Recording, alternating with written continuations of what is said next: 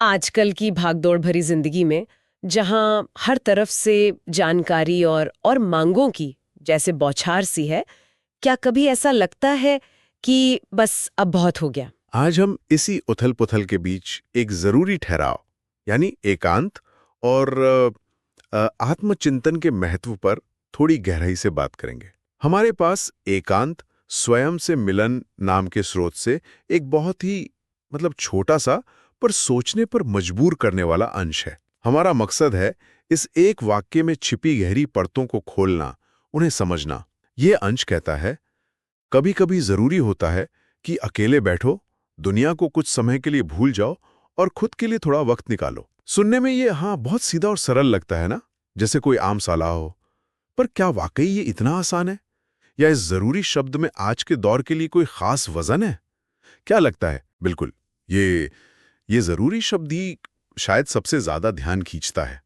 आज की दुनिया में, वो जहां हम लगातार जुड़े रहते हैं, ऑनलाइन रहते हैं, हर चीज पर तुरंत प्रतिक्रिया देना ही जैसे सामान्य माना जाता है, वहां जानबूझकर अकेले बैठना एक क्रांतिकारी कदम जैसा लगता है।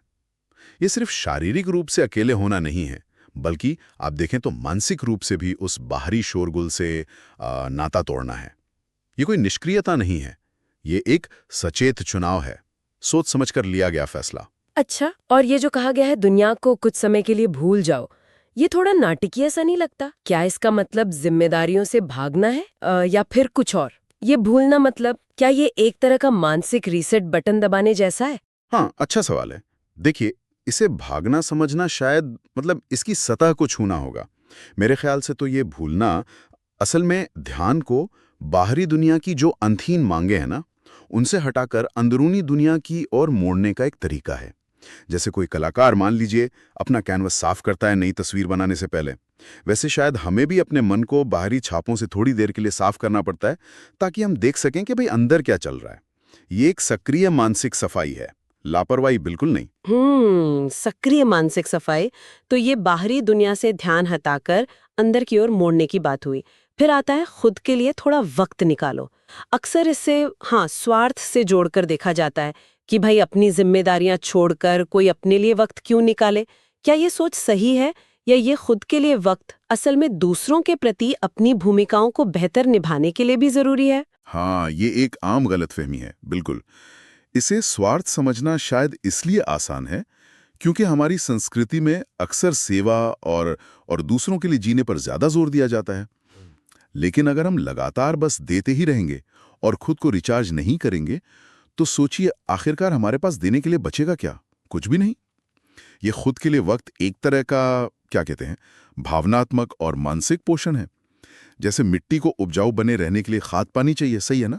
वैसे ही शायद हमारे आंतरिक जगत को भी ऐसे एकांत के पलों की जरूरत होती है, ताकि वो स्वस्थ और संतुलित रह सके। और स्रोत का शीर्षक भी तो यही कहता है, स्वयं से मिलन। ये मिलन किस तरह का होता है? क्या ये हमेशा अच्छा ही लगता है, सुखद होता है, या कभी-कभी मुश्किल भी? मन में उनसे सामना भी हो सकता है। और हाँ, ये हमेशा आसान नहीं होता। शोरगुल में हम अक्सर अपने अंदर की आवाज़ों को दबा देते हैं, है ना?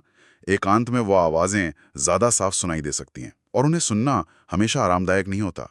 लेकिन शायद इसी असहजता में, इसी मुश्किल में, आत्मसमझ और विकास का रास्ता छिपा होता है। ये एक तरह से खुद के साथ ईमानदार होने का अवसर है।